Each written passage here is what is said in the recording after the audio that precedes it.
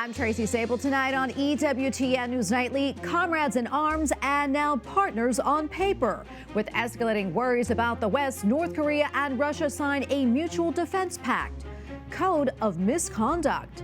A U.S. House probe into alleged ethical lapses by Republican Congressman Matt Gaetz expands into claims of sexual impropriety and illicit drug use.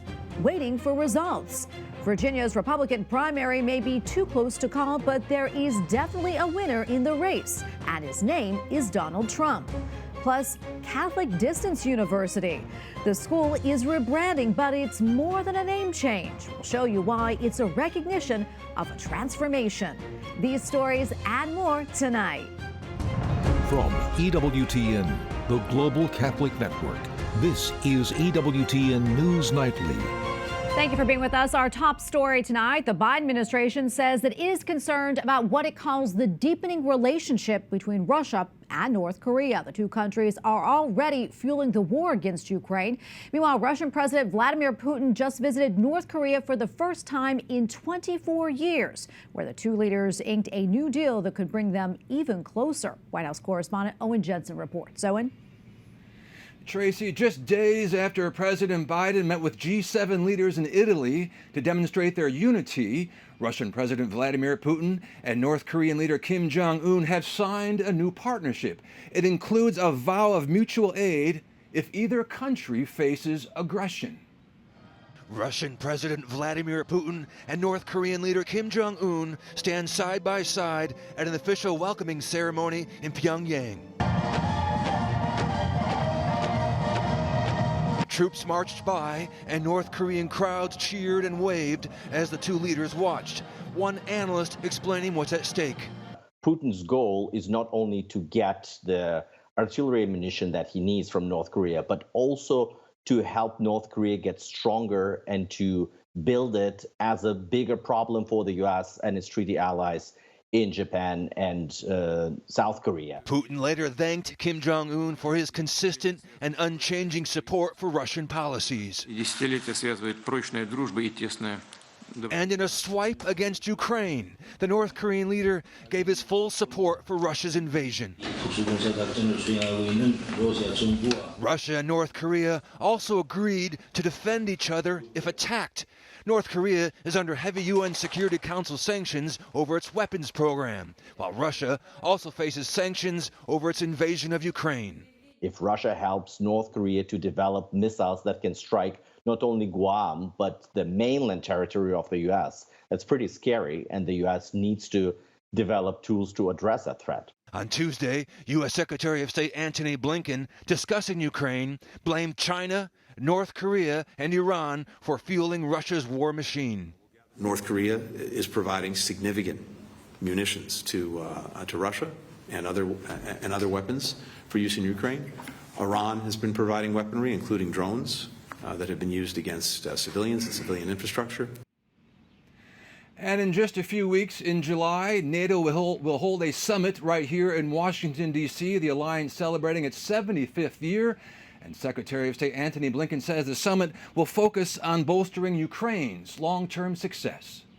At the White House, Owen Jensen, EWTN News Nightly. On new developments in an ethics investigation into Florida Congressman Matt Gaetz. In an unusual move, the House Ethics Committee released a statement on the probe into a number of serious allegations, including sexual misconduct. Capitol Hill correspondent Eric Rosales joins us now with the latest. Eric. Good evening, Tracy. Yes, it is important to note that this is a very rare move by the House Ethics Committee. In a detailed statement that was released, it made clear that the Ethics Committee is still looking into the actions of Florida Congressman Matt Gaetz, and it comes with exclusive details emerging from sources close to the investigation. Right now, Florida Congressman Matt Gaetz is under investigation. The House Ethics Committee revealing that it is continuing to probe the congressman over explosive allegations, including that he, quote, engaged in sexual misconduct and illicit drug use, accepted improper gifts, and that he sought to obstruct government investigations of his conduct. These are things Kevin McCarthy promised. He hasn't done those things. We're here to hold him to account. You may recall Gaetz was one of many who helped orchestrate the ousting of former House Speaker Kevin McCarthy. Sources close to the investigation tell EWTN News Nightly that the Ethics Committee has interviewed at least a half a dozen women. The women told lawmakers they attended parties where the Florida congressman was present and were paid by Congressman Gaetz' one-time close friend, Joel Greenberg. By the way, Greenberg pleaded guilty to wire fraud and sex trafficking of a minor. Sources add committee members are now going through Gaetz' Venmo records after at least one woman testified that a Venmo payment from Congressman Gaetz was for sex. The Republican lawmaker, who is a close ally of former President Donald Trump, has denied all allegations against him. In a tweet on X Monday, Gaetz said in part, quote, "Every investigation into me ends the same way, my exoneration." Last year, the federal government told Gaetz that it decided not to bring any charges against him, but this allowed the Ethics Committee probe to continue. Now, if the House Ethics Committee does find evidence of wrongdoing by the Florida congressman, it can recommend a full vote on the House floor. It could take action such as expulsion or even censorship. Tracy? Eric, I know you're also following another story on the Hill. Last night's election for the Republican primary race for Virginia's 5th District between Congressman Bob Good and State Senator John McGuire. Tell us the latest with that. Well, I tell you what, this is still a race that's too close to call. Only about 400 votes separate the two candidates, with John McGuire in the lead at the moment. But House Freedom Caucus Chair Bob Good, well, he could be the first congressman actually to lose by an ousted challenger this year. You may recall that McGuire received the endorsement of former President Donald Trump after Congressman Good was one of 8 GOP lawmakers who voted to oust Speaker Kevin McCarthy. So I'll continue to be watching this one very closely, but as of right now, it looks like it may go to a recount, which could take several more days to decide. Tracy? All right, thank you, Eric. And Virginia is a crucial state in the 2024 election. The state's Republican primary is a real test of Donald Trump's influence on voters. As Eric said, House Freedom Caucus Chairman Bob Good was originally endorsed by the former president until Good endorsed Florida Governor Ron DeSantis for president while he was still in the race. Trump turned around and then endorsed Good's opponent, State Senator John McGuire. And for more on all of this, let's go right to Tom Bevan. He is president and co-founder of Real Clear Politics. Tom, great to have you on as always. First off, your thoughts on this primary and the big takeaways. Yeah, I mean, obviously this is the race that everybody was watching, and it produced some weird bedfellows, right? Kevin McCarthy endorsing McGuire and Donald Trump, as you mentioned, because Bob Good managed to endorse Ron DeSantis during the primary. This one's definitely going to go to a recount. And so it looks like, again, Trump has had a pretty remarkable record this cycle in terms of his endorsements winning, and this might be just the latest example of that. Yeah, and Tom, talk about that, how important Trump's endorsement is. Oh, he's wins almost every race that he endorses. Now, listen, sometimes these folks are already ahead and he jumps on the bandwagon, but other times he manages to get people across the finish line. I mean, that's how powerful his endorsement is. It moves the base of the party in his direction, and we've seen that time and time again. And it looks like, again, this race is under 400 votes out of 62,000 cast, yesterday. So he was definitely a difference maker in this race if it turns out that McGuire ends up winning it. Tom, tell us a little bit more about Virginia's 5th congressional district. How important is it in the state of Virginia? And could either one of these, whoever comes out on top, what are their chances against the Democratic challenger? I think their chances are good. I mean, so Bob Good was elected in 2020. He beat Denver Riggleman. This is Virginia's 5th congressional district is South Central. It's the sort of suburbs of Richmond and South to the border with North Carolina. Conservative district. Everything basically outside of Northern Virginia is fairly conservative, and Republicans have a chance. And this is definitely going to be a situation where Republicans will be favored to win in this district. But Virginia is going to be a very competitive state, more competitive than we've seen it in a number of cycles at the presidential level this year, according to the latest data. Yeah, and let's talk a little bit more about that, Tom. Virginia historically used to be a red state, now considered more of a purple state and up for grabs in November. Is that something you would agree with? Yeah, I mean, listen, we don't have a ton of data in Virginia, but 2 polls have come out just in the last 6 weeks, one from Fox News and another one from Roanoke College, and both of those polls show the race tied. Now, this is a state that Joe Biden won by 10 points in 2020. Hillary Clinton won it by about 5.5 points in 2016. And so the idea, and Joe Biden in both of those polls, if you take an average of where he's at 45%. So that's not a very good place for an incumbent to be. And so for those reasons, it looks like the state's going to be competitive, and we've actually moved it into the toss-up category on our electoral college map. Tom, how much, is this at play right here for the candidates? I mean, how much of a push do you think there will be for Virginia? Well, it's definitely going to be a place where Biden is going to have to play a little bit of defense that he wouldn't normally play, and that's not great news for Democrats. But listen, if Joe Biden loses Virginia, he's going to lose in a landslide. I mean, he's going to lose all of these other competitive states. They're basically the big seven, if you will. And the half of those that are in the Sun Belt, Nevada, Arizona, Georgia, North Carolina, Trump is leading by about 5 points in our Real Clear Politics average. And then the upper Midwestern states, where I think this race is really going to be decided, right? Pennsylvania, Michigan, and Wisconsin. Trump's leading. He's leading in Pennsylvania by 2.3%, but in Michigan, 0.3%, and in Wisconsin, where he just was yesterday, 0.1%. It is about as close as it can possibly be, and that's where I think the majority of this race is going to be fought. Both campaigns are going to spend a lot of their time, a lot of their money. Obviously, the Republicans are going to have their convention in Milwaukee in less than a month. All right, we're going to leave it right there. Tom, always great to be with you. Thank you so much for your insights. Thanks, Tracy. Well, authorities say a bulk carrier has sunk in the Red Sea following an attack by Yemen's Houthi rebels. The Tudor came under attack around a week ago by a bomb-carrying Houthi drone boat.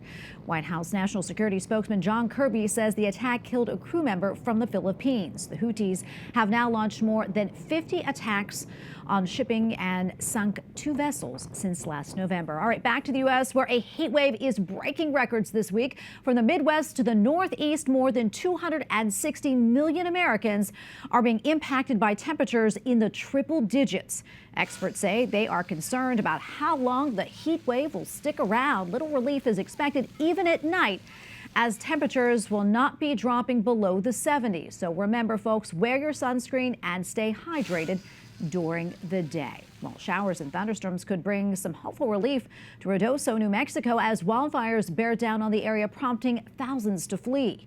As you can see, the flames have absolutely devastated the landscape. So far, authorities have confirmed 1 person has died and more than 1,400 structures have been destroyed. The National Weather Service is forecasting there will be moisture from a tropical wave moving in. This could potentially give firefighters a break in extinguishing those flames. Well, from wildfires to the first tropical named storm of the 2024 hurricane season, Alberto. The National Hurricane Center reports it formed today in the southwestern Gulf of Mexico. With tropical storm warnings in effect along the Texas coast and Mexico, Alberto is bringing strong winds, heavy rainfall, and flooding. There are concerns of flash flooding from excess rain with possible tornadoes or waterspouts. It's expected to make landfall in northern Mexico tomorrow. And we have a lot more still to come here on EWTN News Nightly, including National Holiday. We learn more about the history and observance of Juneteenth. And the nation says goodbye to one of the greatest athletes to ever play baseball.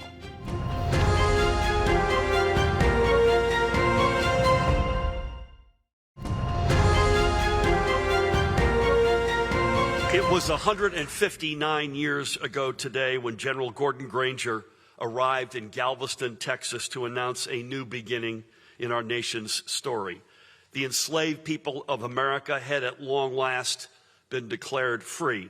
And it was a moment that marked a pivotal turning point in our nation's long journey toward racial justice, a journey, of course, that continues to this day.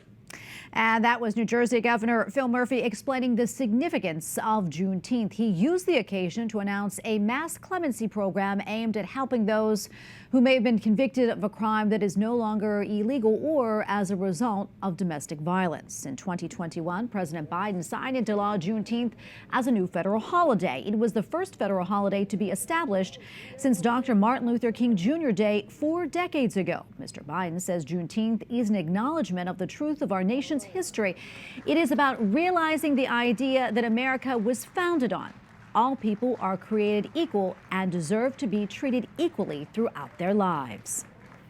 Joining us now to talk more about the significance of Juneteenth and how we as Catholics should commemorate this day is Deacon Harold Burke-Sivers, host of Beacon of Truth on EWTN Radio. Deacon Harold, great to be with you again.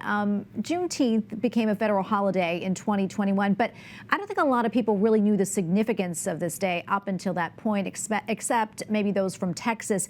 Give us a brief history and also, why it's important for us as Catholics to remember this day. Sure. Well, Juneteenth is about when the last group of slaves discovered the Emancipation Proclamation that actually freed them from slavery. And so the Emancipation Proclamation was issued before June 19th, but June 19th was the day that all the slaves were freed. And this is important for us as Catholics to remember because of the injustices that were done by Catholics who were slave owners, and the church that didn't, and in many ways they spoke up and supported anti-slave, but there were also Catholics who supported slavery as well. So it's important for us to remember what happened in the past so we don't repeat those same mistakes in the future. Yeah, absolutely. And there are some, prominent Black Catholic figures that we should remember from that time period, including Venerable Augustus Tolton. Tell us more about him for those who may not be familiar with him.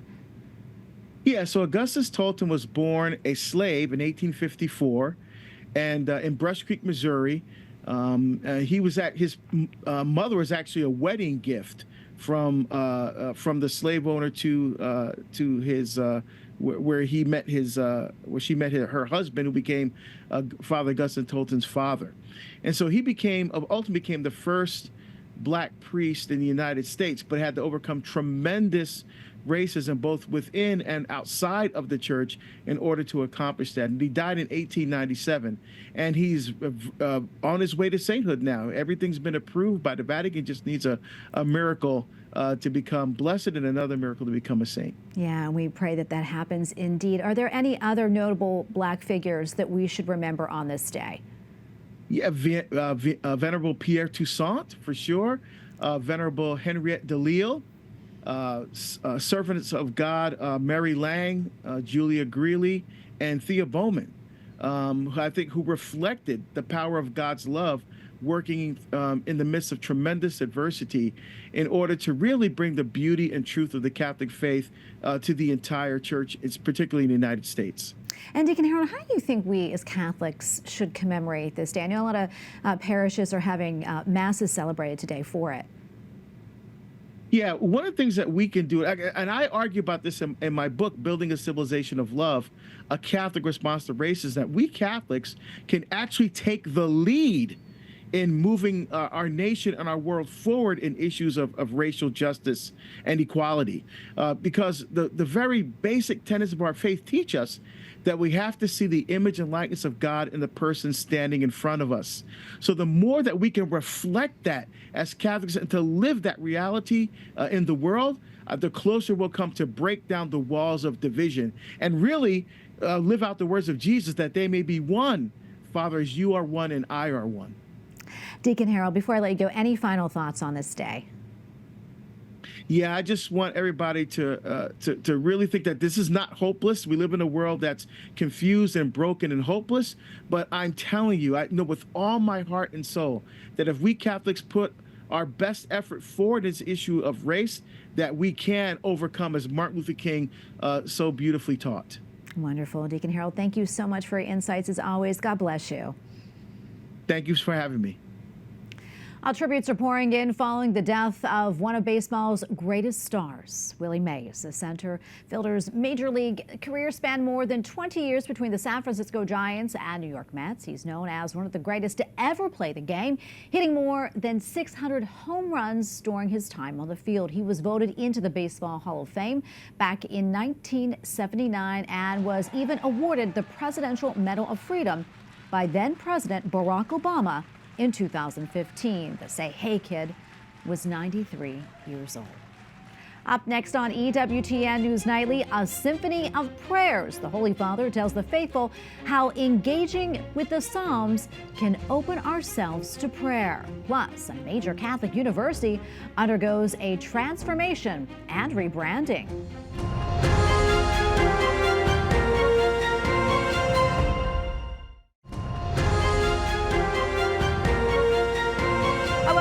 Louisiana has become the first state to require the 10 Commandments be displayed in every public school classroom from kindergarten to state-funded universities. Republican Governor Jeff Landry signed the bill into law today. The commandments must be poster-sized in, quote, large, easily readable font. Proponents say the purpose of the measure is not solely religious, but that it has a historical significance. In the law's language, the 10 Commandments are described as foundational documents of our state and national government. All right, now to the opposite side of the country, where the Los Angeles School Board voted to ban cell phones all day on campus. The measure will go into effect in January of 2025 after all the details are approved by the Board of Education. Just last week, a new Pew Research Study Center found that 72% of high school teachers said cell phone distraction is a major problem in the classroom. Well, goodbye Catholic Distance University and hello Catholic International University. But it is more than just a name change. It is a recognition of a transformation. For more, I'm joined by President Dr. Maria Sofia Aguirre. Dr. Aguirre, thank you so much for coming on today. Thank you for having us. Oh my goodness, it's such a pleasure. Fantastic. This is a pleasure. Now, you took over about a year ago. That's right. So tell us about some of the changes. I mean, the name change is really just one of them. Why the rebrand? Okay, we remain faithful to our mission, which is to communicate the mind and the heart of the church in an online space. We are pioneers in this field. We've been around for 40 years, but it's time to bring this wonderful mission to reach many. And so beginning August, we will be diversifying geographically and thematically.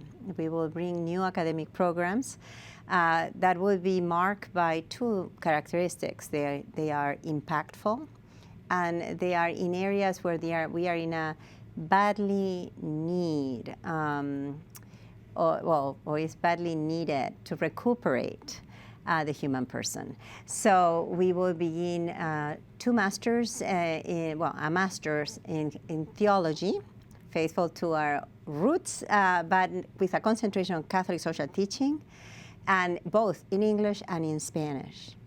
And then we will diversify into other fields, education. We will begin with a master's on liberal arts education to help teachers and students be deeply rooted in a Christian tradition and an understanding of the person, and therefore help the next generation to really develop strong critical skills, analytical skills, with creativity and hope.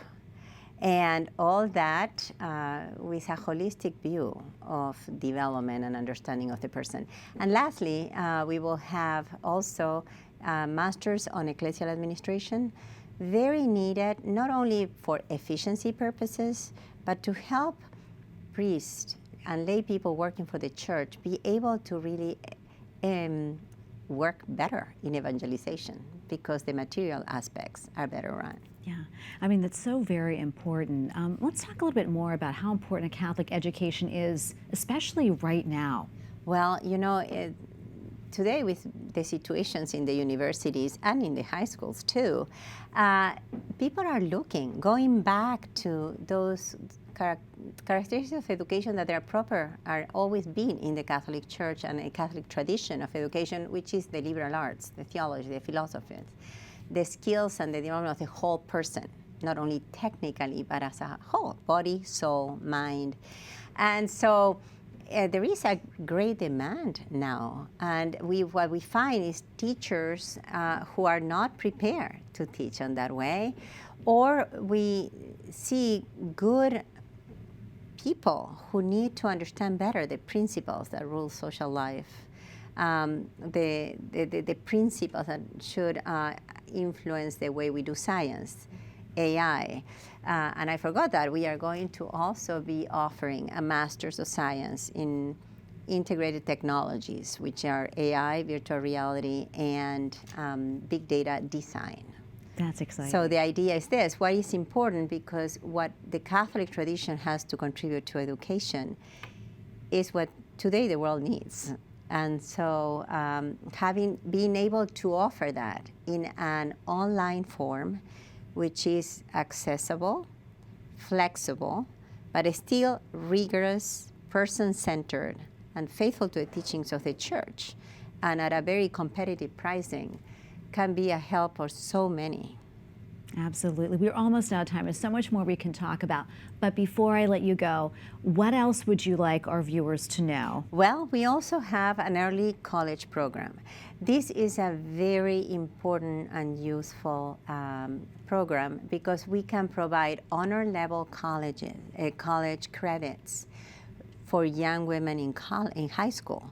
And we already have some agreements with homeschoolers, charter schools, and we are moving into regular schools because they need alternative to the APs and they don't have them. Yeah, well, that is wonderful. And Dr. Gary, thank you so much for coming on. We you. appreciate it, and God been bless wonderful you. to have you. Thank you so much. Bye. Well, Pope Francis reminds Christians that it is necessary to make the Psalms our prayers. Prendete l'abitudine di pregare con i salmi.